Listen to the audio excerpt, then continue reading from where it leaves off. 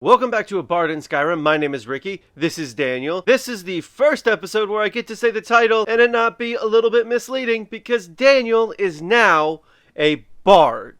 Officially. Last week we joined the Bard's College because we found a book and burned an effigy and all of that. This week we're going to do a couple of things. First things first, we're going to get the first word of Fire Breath, and then we're going to head over to Markarth because I want to go see about getting Daniel some more permanent residence in Skyrim. So last week I told you a story about how Daniel first began to realize that he was wanting to be a writer or a bard, storyteller, something along those lines. He didn't really know what at that point, but he did know that's something along those lines he wanted to do that. This week, I'm going to tell you the story. I'm going to tell you the last story that someone told to Daniel before he made his trek to Skyrim. Now, he didn't immediately come to Skyrim from this story, but he did... Oh, here comes a... Like the bite of a flea. Is it now, Dark Elf? Just a regular Dark Brotherhood note. Whatever. Bye, assassin. He actually went home. For the first time in a long time, Daniel went home after hearing this story. And then he came to Skyrim. Now, so this is a fairly recent story. And in order for you to fully understand the story, you have to understand one other thing. Daniel and Q, his best friend, went their separate ways a few years earlier. Quite a few years earlier, actually. See, something happened at home, and I'll get to that. But Q wanted to go back to their village, and Daniel did not, because he was done with that life. So instead of going home, Daniel went to Morrowind. So you need to know that. So you need to know that they've been separated for years now. And Daniel has had no contact with Q or anybody from his past life for that same amount of time. So I'm hoping eventually the story will click together. But I feel like this is the order that it needs to be told in. Did not need to use both words, but that's okay. That is okay. Let's get on with the last story that was told to Daniel before Skyrim. Ow. So, Daniel, he had traveled to Morrowind, and someone told him that he should go see this mine, because it was a reasonably impressive mine. But he didn't really know why they told him to go to it, because it's just a mine. Not a big deal. What he didn't know was that there was going to be a story to be told.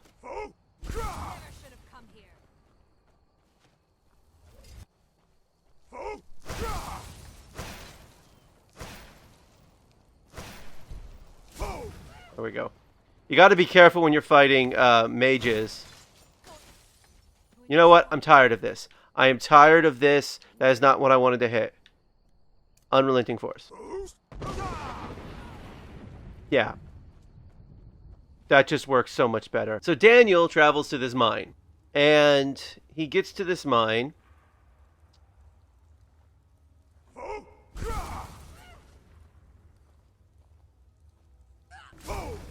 So Daniel gets to this mine, and he's talking to the Dunmer that are working this mine, and someone tells him that he has to go talk to this guy in the back.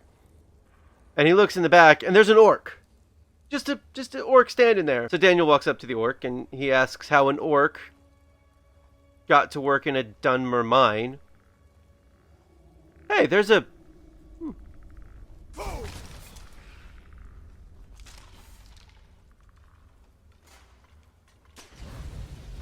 Oh, this is gonna hurt. There's a silver vein here. I did not know that. Anyway, so this orc begins to tell him his story. And it does not start out in Morrowind. It starts out in another area. The story starts out in an orc stronghold.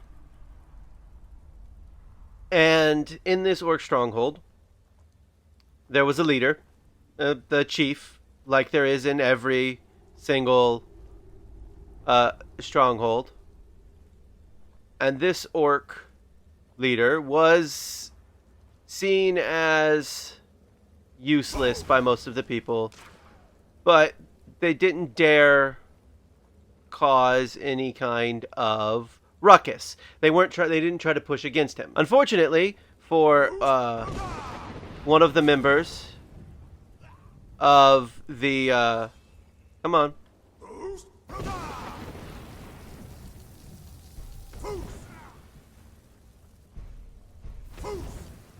Yeah, we're just gonna use this.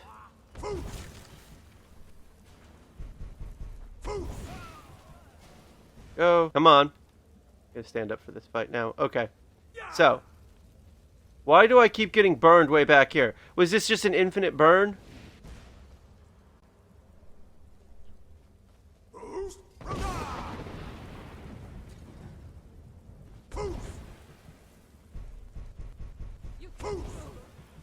There we go. So, there was a young man who had come to the, a young orc who had come to this orc stronghold and looking for work. He came because he had heard that they had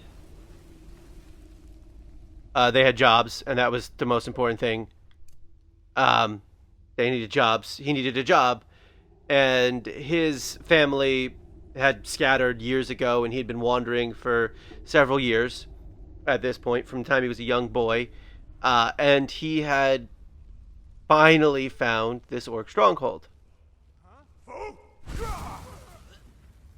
Well, that'll help. Booyah! That was a 2-for-1 special. So, he gets to work here. And this is where his big problem started, because unfortunately, he sort of fell in love with, well, one of the chief's, just say, lesser wives. They were, I think, actually, they were betrothed at this point, so they weren't officially married.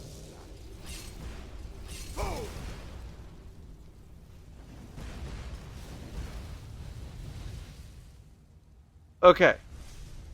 I'm waiting for the flyer to die down. So, he falls in love with this girl, and she falls in love with him too, like they were in love. There we go. Hey, one of them. So.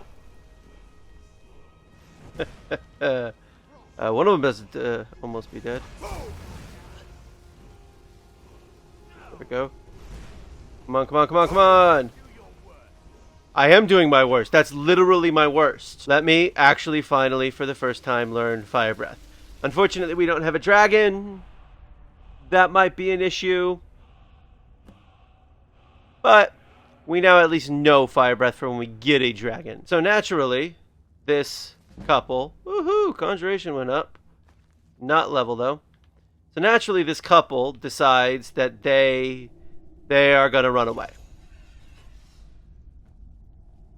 That's what they're going to do. They have no choice. They have to run away. If they stay here, she's going to have to marry the chief, and she doesn't want to do that. She doesn't love him. And so they run away, and they run all the way to Morrowind. And they have a child. And this child is the man that Daniel met in Morrowind at the mine. This is where his parents fled to, was this mine. So now we're in Markarth. Just in case you were wondering. Because we are going to head over and we are going to find the Snow Elf Hut, which is a mod added home for Daniel that has just so many things. Also, there's something floating in the sky, so that's cool. Golskiger mine is lost, friend. Forsworn killed everyone. You're from there, though? Was. Forsworn came in the night. Killed everyone. I could do it. I'd be grateful. Golskiger is my home. But I wouldn't go there if I were you. There's a whole group of them with axes and magic on their side. You'd never stand a chance. You know what, Until next time. Pavo? I think I'll just talk to him. I got some pretty powerful words. I couldn't help myself. So, We're going to go clear out Kolskagr Mine, and we're going to head up to the Snow Elf Hut. I did use the Snow Elf Hut in a previous playthrough. I used it with Grace and Skyrim mods. So, where are they all going? Are they going to fight the chicken? No! Hello!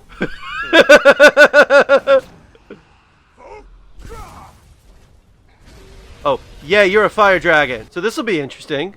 This is the first time I fought a fire dragon.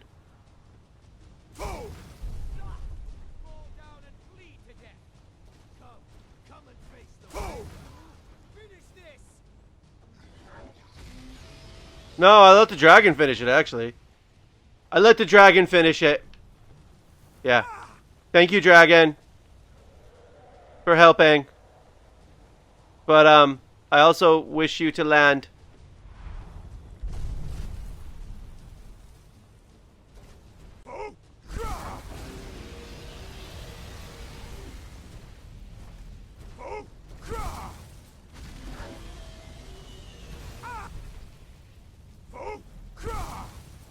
Hey, I hit him.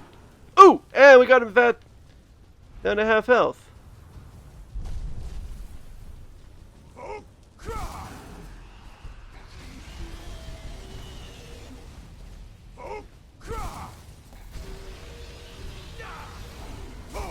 Oh, never mind. I killed it. I didn't need to do that last one. But here's good news. Got a Dragon Soul. Guess what we can do?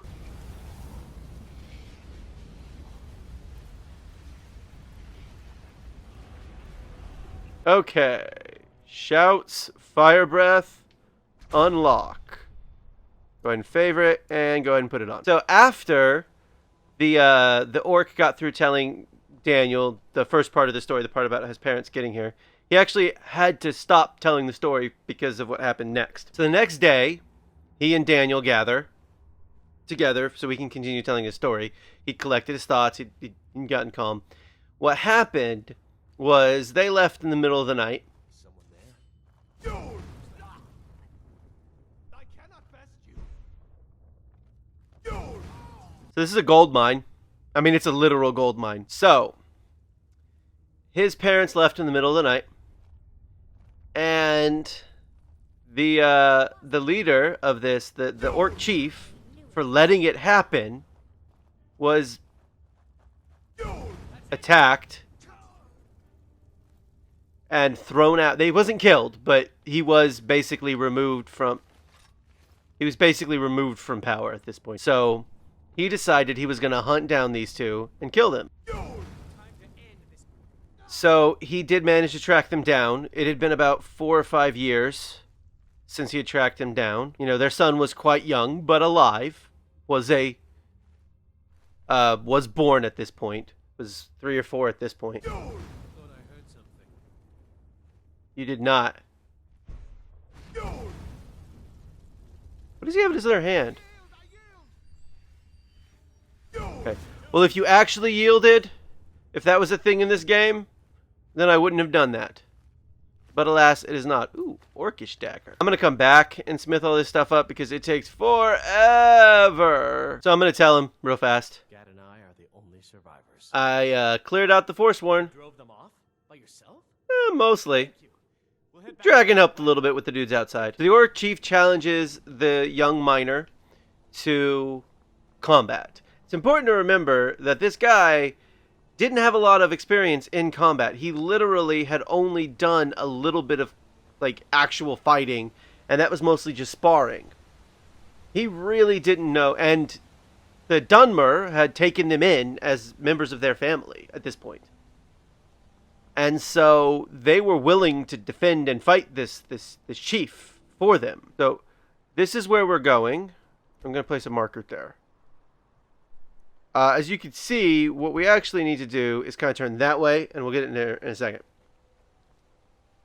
But we're going to head up to Karthwastan and head up north from that. So they start fighting, and unfortunately, the Orc Chief wins pretty quickly, because even though no one really liked him and they thought he was useless, he still knew how to fight better than the guy who had never fought before, period. But the father managed to fight well and did wound him. Not mortally, but did wound him. He demanded that the Dunmer there actually help him and tend to his wounds. To which they said, no, you can leave. If you stay, we will kill you. He chose to stay. They killed him. See, here's the thing. 1-on-1, he probably could have taken them. 1-on-6? Wasn't even a contest. Because what they weren't going to do was they were not going to let him take their family.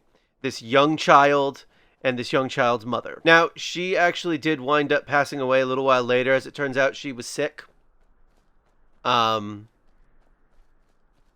She died from a disease.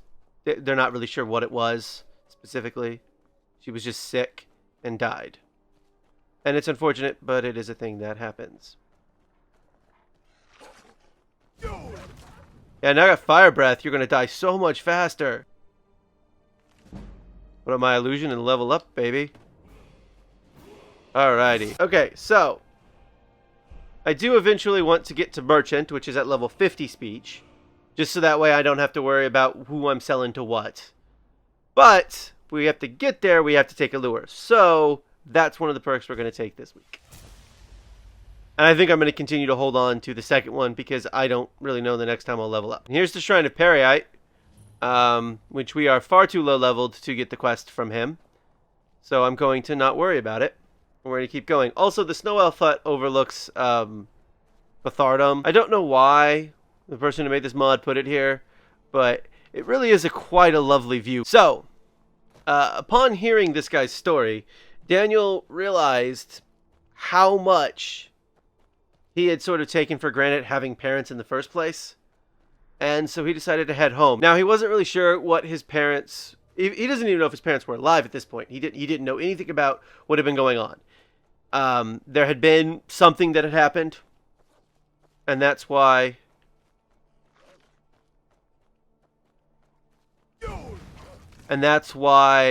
Q had gone home.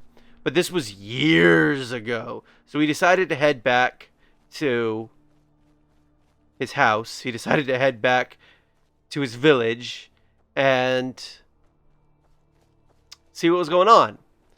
And that is a story for another day. Snow Elf Hut. Don't know if we have enough money to buy it. Coming here just to see if we can buy it. For sale.